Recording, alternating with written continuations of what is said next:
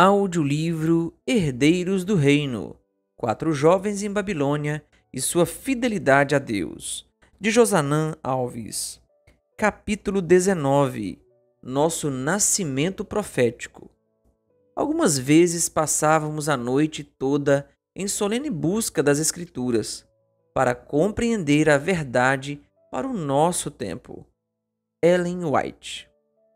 A verdade nos escapa se não concentrarmos nossa atenção totalmente em sua busca. Alexander Solzhenitsyn. Na introdução do livro, eu disse que não iríamos nos deter nos aspectos proféticos do livro de Daniel, mas há uma profecia que é muito significativa para o objetivo que estamos tentando alcançar com estas páginas. Essa profecia tem algumas características muito especiais. Revela o maior período profético da Bíblia e é extremamente significativa para a história do Adventismo. É conhecida como as 2300 tardes e manhãs. Todo cristão deve conhecer essa profecia. Por isso, recomendo alguns livros para você entender em detalhes a exatidão e a explicação dessa passagem. Daniel havia compreendido que, ao longo da história da humanidade, uma série de reinos viriam depois de Babilônia. Esses reinos são apresentados de maneira geral no capítulo 2 de seu livro e de maneira mais profunda nos capítulos 7, 8 e 9. Nesses capítulos fica evidente que Daniel tem um interesse maior no último período profético, que é descrito de várias maneiras. No capítulo 2 é simbolizado pelo ferro e barro nos pés da estátua. No capítulo 7 e 8, ele é um chifre. Os detalhes acerca desse chifre causaram grande preocupação em Daniel. Quanto a mim, Daniel, os meus pensamentos muito me perturbaram e o meu rosto se empalideceu. Daniel 7, 28. Fiquei espantado com a visão e não havia quem a entendesse. Daniel 8, 27. Daniel teve essas reações pois percebeu que esse último poder seria diferente dos outros. Os reinos anteriores tinham como ênfase a conquista territorial, o poder político e o uso de força por seus exércitos. Esse último, no entanto, teria um aspecto mais religioso. Falaria coisas contra o Altíssimo. Oprimiria os santos do Altíssimo, tentaria mudar os tempos e a lei de Deus, e perseguiria o povo santo de Deus. Daniel 7, 25. Além disso, esse poder prosperaria na ação de lançar por terra as verdades bíblicas. Daniel 8, verso 12. Não é de admirar que, ao compreender isso, Daniel ficasse perturbado, pálido e espantado. Era mais fácil o povo de Deus enfrentar exércitos do que enfrentar sutis enganos e ataques à verdade. Essa compreensão levou a uma pergunta muito importante. Creio que essa pergunta seja a mais importante para o movimento adventista. Essa pergunta está registrada em Daniel 8,13. Até quando vai durar a visão do sacrifício diário suprimido e da transgressão desoladora? Até quando o santuário e o exército ficarão entregues para que sejam pisados aos pés? Em outras palavras, até quando ninguém se levantará para fazer oposição a esse poder? Até quando a verdade será pisada sem que ninguém lhe faça oposição? A resposta surge no verso seguinte: até 2300 tardes e manhãs. Depois, o santuário será purificado. Daniel 8, versículo 14. No final do período dessa profecia, duas coisas iriam acontecer, uma no céu e outra na terra. No céu, o santuário seria purificado, e na terra, as verdades que por centenas de anos estavam sendo pisadas seriam restauradas. Muitas vezes enfatizamos mais a parte da purificação do santuário no céu. Isso aconteceria e de fato seria muito importante. Mas a grande preocupação de Daniel era acerca do ataque que esse poder faria à verdade e à lei de Deus. E a reversão dessa obra maligna era a segunda bênção que viria ao fim da profecia dos 2300 anos. Quando investigamos a história, Fica evidente que o poder romano religioso dirigido pelos papas cumpriu exatamente esse papel de engano e ataque à verdade. Quando Justiniano, governante do Império Romano do Oriente, proclamou o Papa como governador de todos os santos sacerdotes de Deus, a Igreja de Roma passou a alcançar a plenitude, tanto no nível religioso quanto no político. Preciso enfatizar que essa não é uma interpretação exclusiva da Igreja Adventista. Vários estudiosos, como Martinho Lutero, Isaac Newton, João Calvino e John Knox, concordavam com essa interpretação e aplicação da profecia. O poder da Igreja de Roma cumpriu todos os ataques à verdade e ao povo de Deus previstos na profecia, pois substituiu a intercessão unicamente através de Cristo pela intercessão através de santos e se colocou como detentora do perdão dos pecados por meio das indulgências e penitências. Esse poder também mudaria os tempos e a lei. A palavra usada por Daniel para tempos pode ser traduzida como calendário, e a palavra usada para lei geralmente é usada para se referir à lei de Deus. Esdras 7, 12, 14, 21, 25 e 26. Daniel 6, versículos 5, 8, 12 e 15.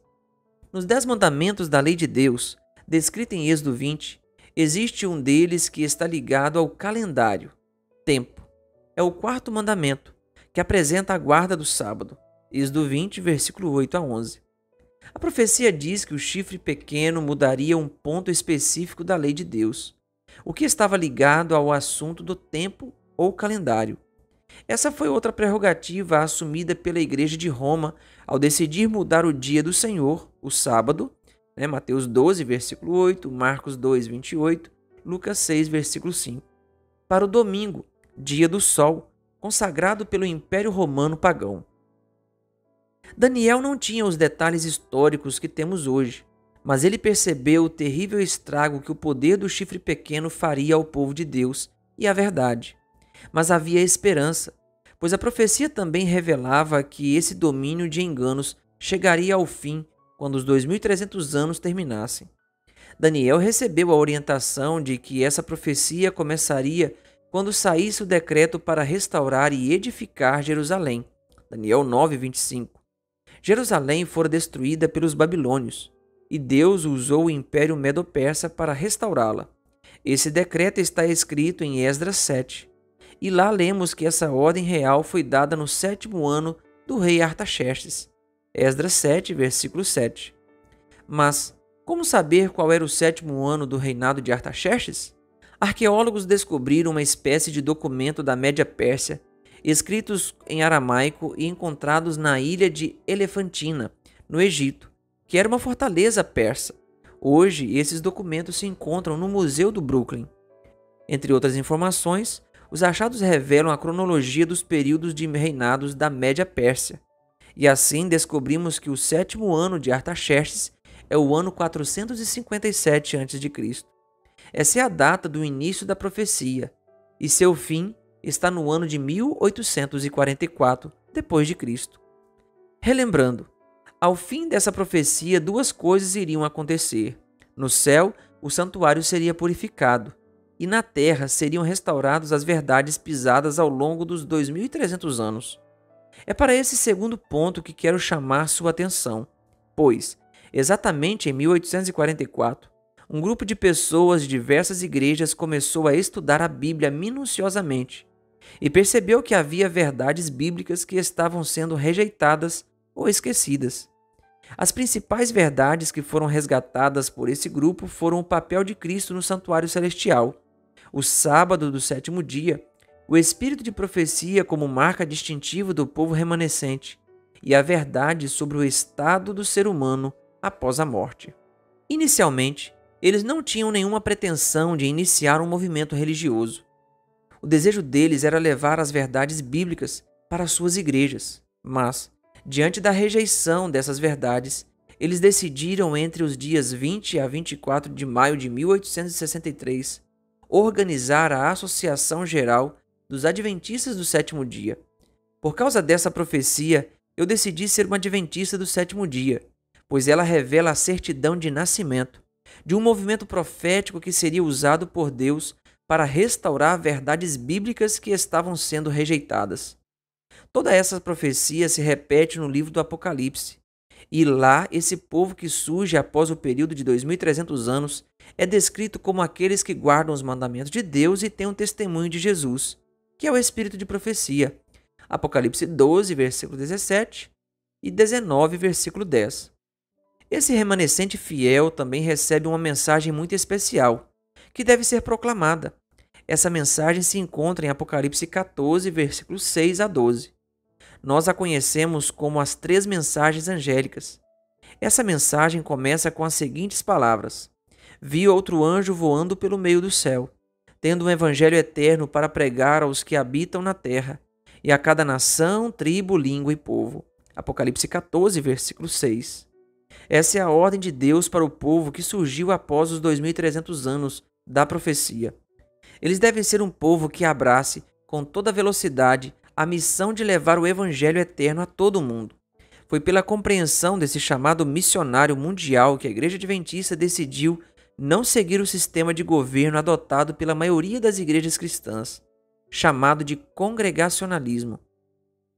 Esse sistema de governo tem como ênfase a igreja local, que dirige a maior parte dos planos e ações da igreja.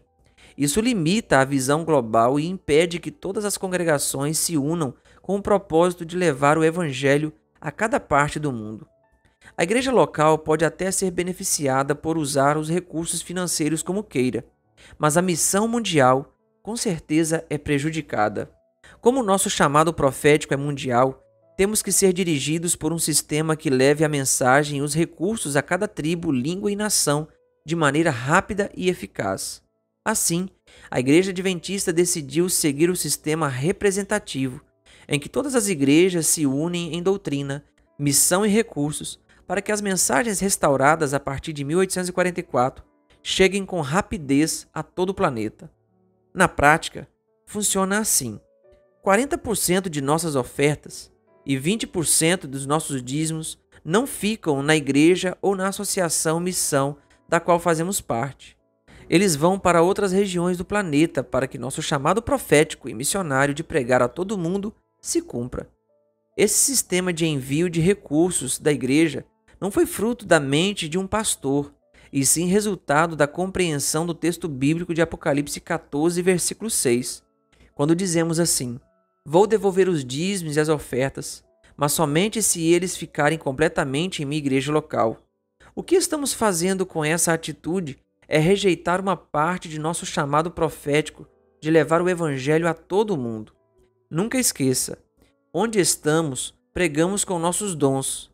Onde não estamos, pregamos com os recursos que Deus colocou em nossas mãos e que são distribuídos pela igreja para cada parte do planeta. Que Deus abençoe você e o ajude a seguir a orientação bíblica revelada na profecia. Clique nos links na descrição e assista aos vídeos e entenda mais sobre a nossa distribuição de recursos para todo o mundo. Que Deus lhe abençoe.